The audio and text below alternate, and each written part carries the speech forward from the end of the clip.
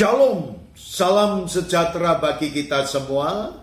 Sahabat sepelayanan kami, marilah kita merenungkan kebenaran firman Tuhan.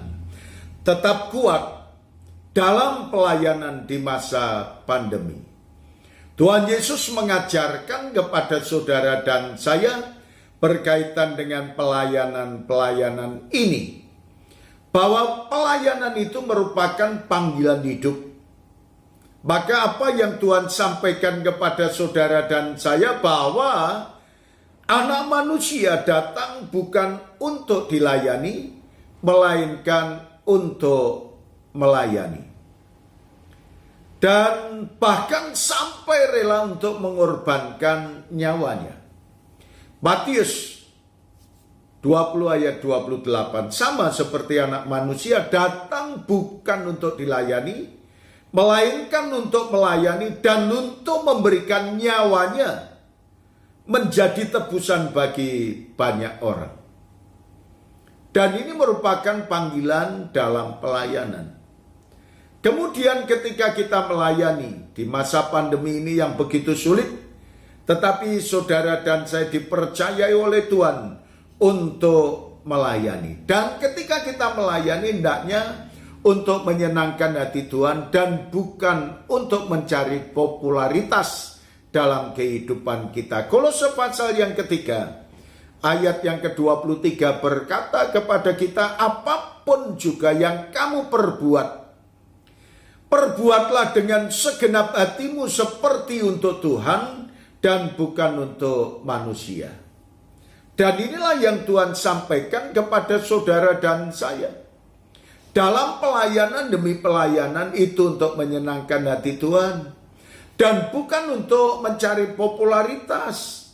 Maka apa yang Tuhan sampaikan kepada kita dalam kitab Injil Matius pasal yang ke-20 ayat 26 dan ayat yang ke-27.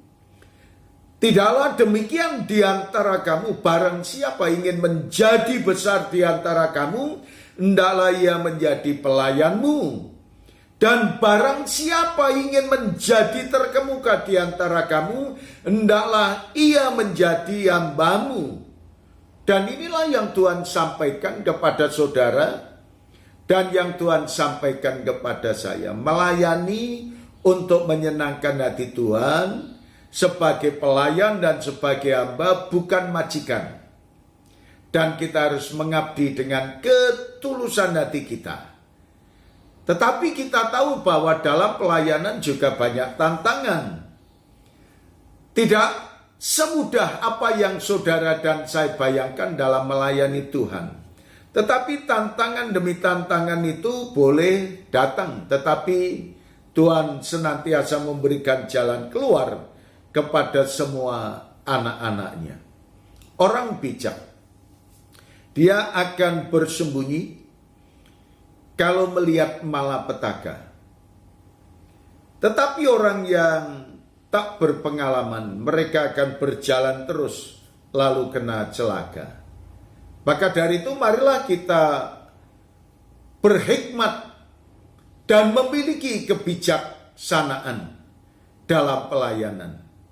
Boleh dikatakan tidak antem kromo saja, pokoknya begini, tidak. Tetapi jadilah bijak. Mengatur, memanage bagaimana pelayanan bisa berjalan dengan baik tanpa ada kendala. Maka saudara dan saya, ketika kebijaksanaan ada dalam hidup kita, saudara akan diberi hikmat, diberi pengalaman oleh Tuhan, disertai oleh Tuhan, sehingga kita boleh melayani dengan baik di masa pandemi ini.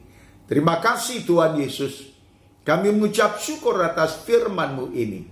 Biarlah semuanya termeteraikan dalam hidup kami dan memberkati kepada setiap orang yang mendengarkannya.